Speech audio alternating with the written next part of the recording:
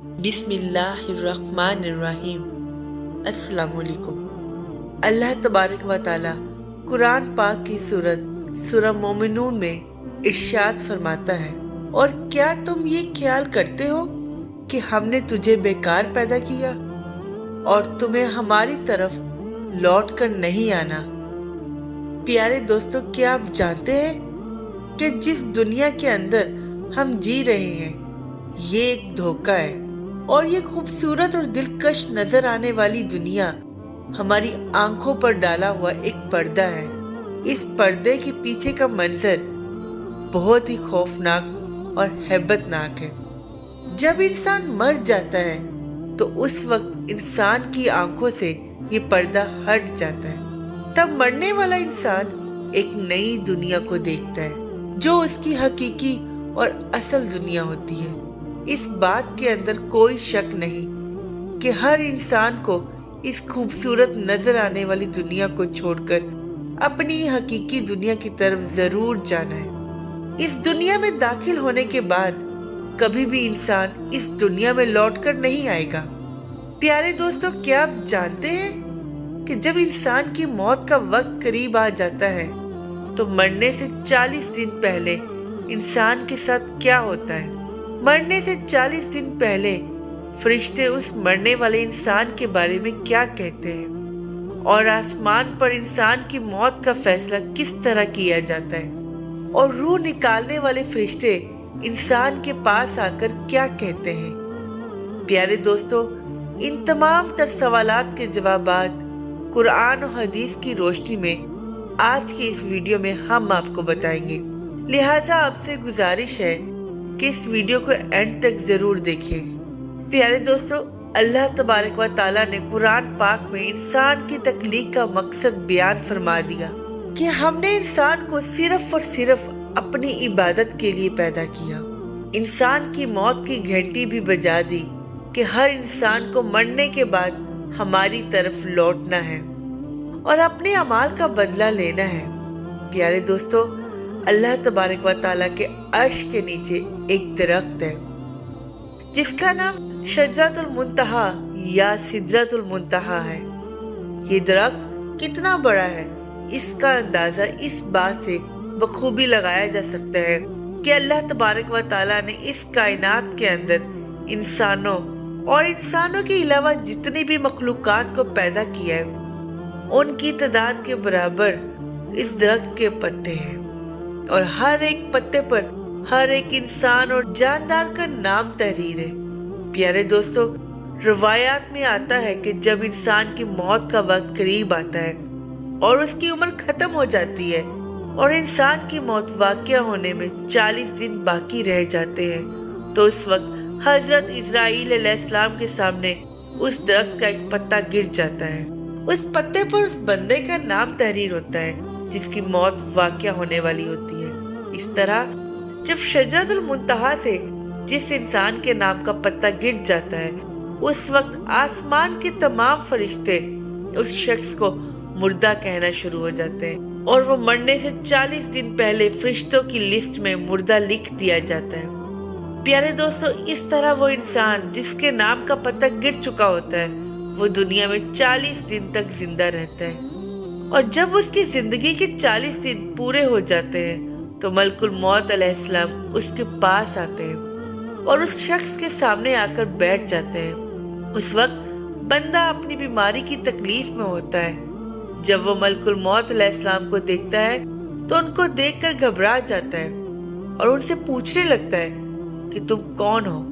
تو حضرت ملک الموت علیہ السلام کہتے ہیں کہ میں ملک الموت ہوں اور میں تمہاری روح قبض کرنے کے لیے آیا ہوں۔ پیارے دوستو، ملک الموت علیہ السلام کی یہ بات سن کر وہ مرنے والا شخص اپنے منہ کو پھیر لیتا ہے اور اس وقت اس کی آنکھیں پتھرا جاتی ہیں۔ اس وقت ملک الموت علیہ السلام اس مرنے والے شخص سے فرماتے ہیں، کیا تم مجھ کو نہیں جانتا؟ میں وہ ہوں جس نے تیری اولاد کی اور تیرے ماں باپ کی روح کو قبض کیا، اور آج وہ وقت بھی آ گیا ہے جب میں تیری روح کو قبض کروں گا اور تو دیکھ لے گا اپنی اولاد اور اپنے عزیز و اقارب کو جو تجھ سے پہلے موت کا ذائقہ چکھ چکے ہیں۔ وہ موت ہوں جو تجھ سے پہلے اگلے لوگوں کو فنا کر چکا ہوں، جبکہ وہ لوگ تجھ سے زیادہ مالدار اور قوت اور طاقت کے مالک تھے۔ اس کے بعد ملک الموت علیہ السلام اس مرنے والے شخص سے پوچھتے کہ تم نے دنیا کو کیسا پایا؟ تو مرنے والا شخص کہے گا، میں نے دنیا کو بے وفا اور مکار پایا۔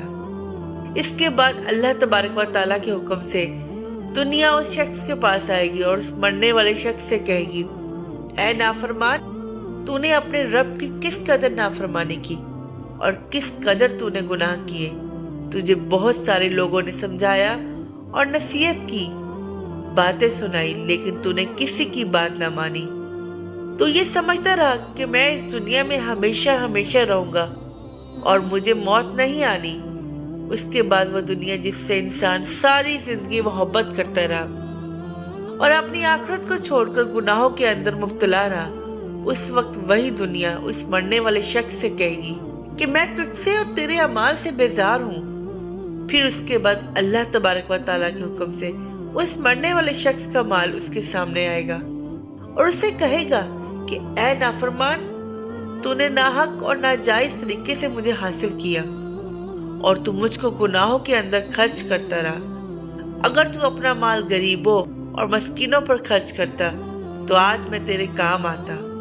پیارے دوستو، اس کے بعد مرنے والے انسان کی زبان بند ہو جاتی ہے، اور جب مرنے والے انسان کی زبان بند ہو جاتی ہے تو اس کے بعد 4 فرشتے اس کے پاس آتے ہیں اور سلام کرتے ہیں۔ جب پہلا فرشتہ آتا ہے تو مرنے والے شخص کو سلام کرتا ہے اور سلام کرنے کے بعد اس بندے سے کہتا ہے کہ اے اللہ کے بندے، میں تیری روزی پر موکل فرشتہ ہوں۔ میں نے پوری روئے زمین میں مشرق سے لے کر مغرب تک تیرے رزق کو تلاش کیا، مگر تیری روزی کا ایک بھی لقمہ میں نے کہیں نہیں پایا۔ اس کے بعد دوسرا فرشتہ آتا ہے اور سلام کرنے کے بعد اس مرنے والے شخص سے کہتا ہے کہ اے اللہ کے بندے، میں تیرے پانی پر موکل فرشتہ ہوں۔ میں نے پوری روئے زمین میں مشرق سے لے کر مغرب تک تیرے پینے کے پانی کو تلاش کیا، لیکن تیرے پینے کے لیے مجھے ایک بھی قطرہ نہ ملا۔ پھر اس کے بعد تیسرا فرشتہ آتا ہے اور سلام کرنے کے بعد کہتا ہے کہ اے اللہ کے بندے، میں تیری سانس پر موکل فرشتہ ہوں۔ میں نے پوری روئے زمین میں مشرق سے لے کر مغرب تک تیری سانس کو تلاش کیا، مگر تیرے لیے ایک بھی سانس نہ پایا۔ اس کے بعد چوتھا فرشتہ اس مرنے والے شخص کے پاس آتا ہے اور سلام کے بعد کہتا ہے کہ اے اللہ کے بندے، میں تیری عمر پر موکل فرشتہ ہوں۔ میں نے مشرق سے لے کر مغرب تک تمام روئے زمین کے اندر تیری عمر کو ڈھونڈا، مگر تیری عمر کا ایک بھی حصہ نہ پایا۔ اس کے بعد نامہ اعمال لکھنے والے 2 فرشتے اس مرنے والے شخص کے پاس آتے ہیں اور اس کو اس کا نامہ اعمال دکھاتے ہیں۔ جب مرنے والا شخص اپنے نامہ اعمال کو دیکھتا ہے تو اس وقت میت کی آنکھوں سے آنسو جاری ہو جاتے ہیں اور وہ مرنے والا شخص اپنے دائیں بائیں دیکھنا شروع ہو جاتا ہے اور اپنا نامہ اعمال پڑھنے سے ڈرتا ہے۔ اس کے بعد ملک الموت علیہ السلام اللہ تبارک و تعالیٰ کے حکم سے اس شخص کی روح کو قبض کر لیتے ہیں، اور اس طرح وہ مرنے والا شخص جو اس دنیا کو اپنا سب کچھ سمجھتا رہا، وہ اس دنیا کو چھوڑ کر اپنے حقیقی دنیا میں چلا جاتا ہے۔ اگر تو وہ مرنے والا شخص نیک ہوتا ہے تو اس کی قبر کو جنت کے باغوں میں سے ایک باغ بنا دیا جاتا ہے، اور اگر مرنے والا شخص بد نیک ہو اور اللہ تبارک و تعالیٰ کا نافرمان ہو تو اس کی قبر کو جہنم کا گڑھا بنا دیا جاتا ہے۔ اللہ تبارک و تعالیٰ سے دعا ہے کہ ہمیں نیک عمل کرنے کی توفیق عطا فرمائے اور حضور پاک صلی اللہ علیہ وآلہ وسلم کی محبت کے اندر جینا مرنا نصیب فرمائے۔ میرے دوستوں، یقیناً آپ کو یہ ویڈیو ضرور پسند آئی ہوگی، جو جانے سے پہلے اپنے دوستوں کے ساتھ ضرور شیئر کریے گا۔ ویڈیو اچھی لگی ہو تو اس کو لائک کر کے ہمارے چینل کو سبسکرائب کر دیں اور بیل آئیکن کو کلک کر دیں۔ ہماری ہر نئی آنے والی ویڈیو سے باخبر ہے۔ نئی ویڈیو کے ساتھ دوبارہ حاضر ہوں گے۔ ابھی کے لیے ہمیں اجازت دیں۔ اللہ حافظ۔